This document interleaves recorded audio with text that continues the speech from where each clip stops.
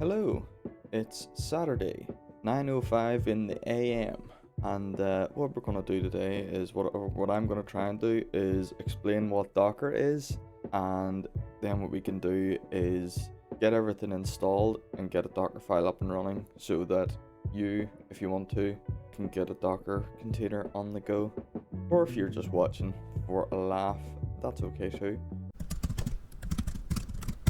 So I would advise, if you're doing this on Windows, install a virtual machine that runs Linux. We have Linux on our VM, so what we need to do is get Docker installed. So the best way to do that is just go to the Docker website and download Docker Desktop for Linux. General install on Debian. Yeah, I need to download the package, don't I? Download it, and that'll take a while. So let's just do the update.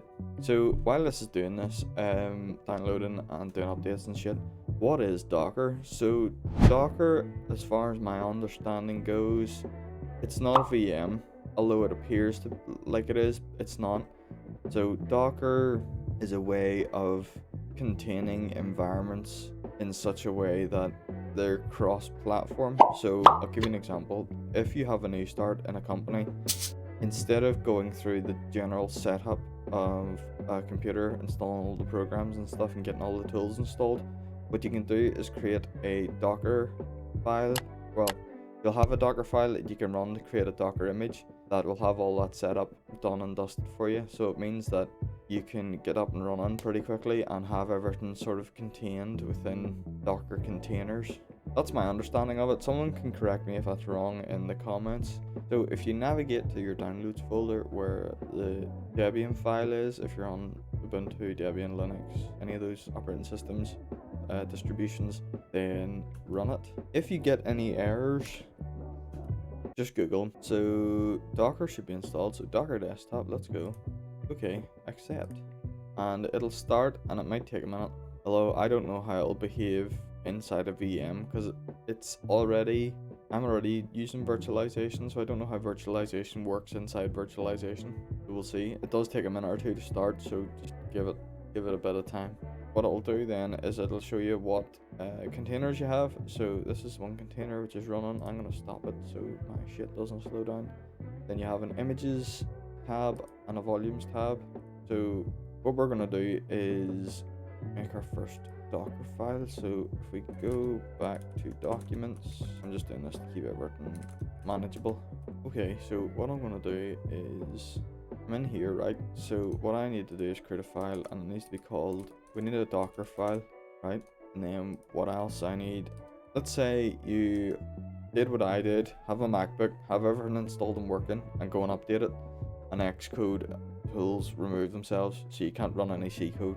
But we want to make a Docker file so that that doesn't happen again. So what we need to do is have our C code first. So get our C code set up. Okay, so we have our EC program, and now what we want to do is run it in the Docker image. So first thing we need to do is tell it what image we want to use. So if we go to Docker Hub, right? Docker Hub is basically a container image library, as it just says there. So if I go up here and, well, we'll go to Explore first. I know what I'm looking for, but I just want to show some of these off. So if we go to Docker official images, we can see that there's loads of different things that we can do. So we can use an Ubuntu image, Python image, Node.js, okay. So you can use this with loads of different languages and pull down what you need. So what we want is GCC, because we're working with C. If I just look up GCC, we can see there GCC is losing all meaning. This tells you basically how to run it as well, which is great for me because I'm lazy. So if we go back here and use the first keyword from, so what this will do is this will go and get the GCC image, and you can give it a version, but we just want to run the latest, so we'll just give it the latest.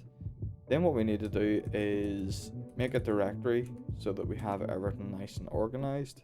So if we take the contents of this directory, and in our Docker machine, if we go to user source, and we'll create Docker, we'll create Docker files, and then source, and then what this will do is take the contents of this and create this directory structure in the Docker image and move everything into it.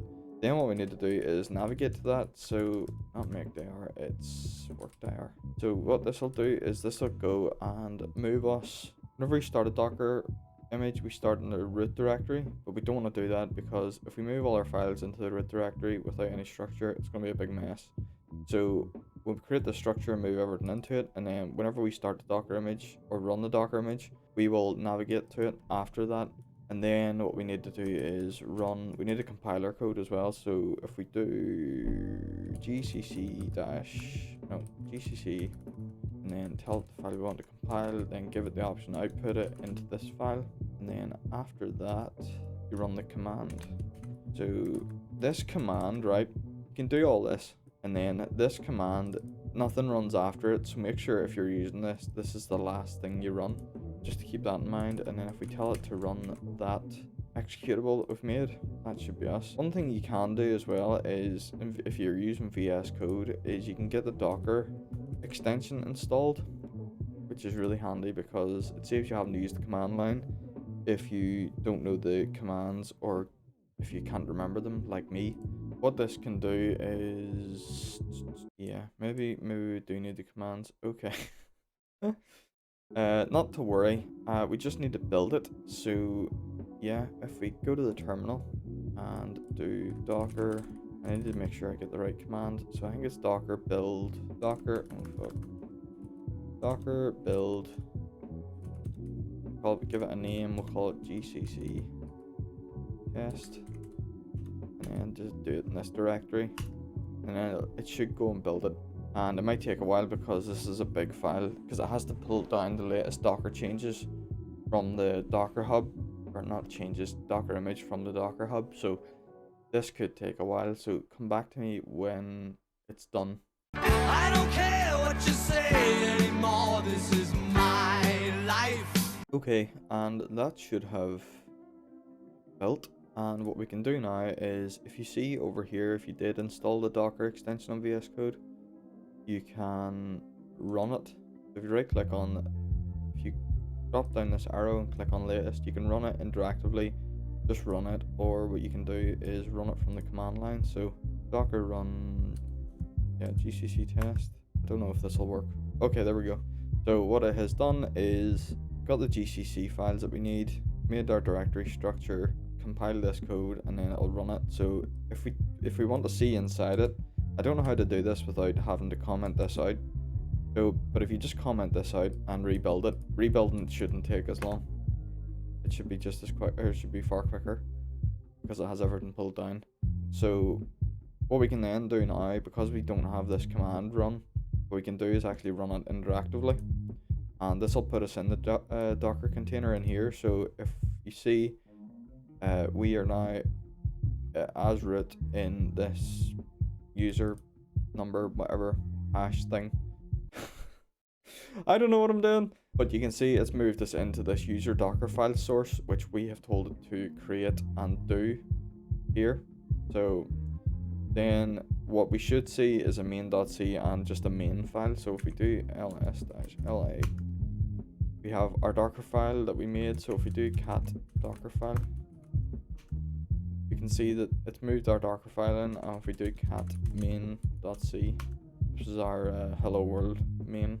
And then if we run just the main output file, we get hello world as well. So that's basically that is the basics of Docker, what Docker is, how to get set up and make your first Docker file. So if you thought this was useful, give it a like. If you didn't think it was useful, give it a dislike. And if you want to see more, please consider subscribing. And that's me. So I'm gonna go and, I don't know, do something else, like, so bye.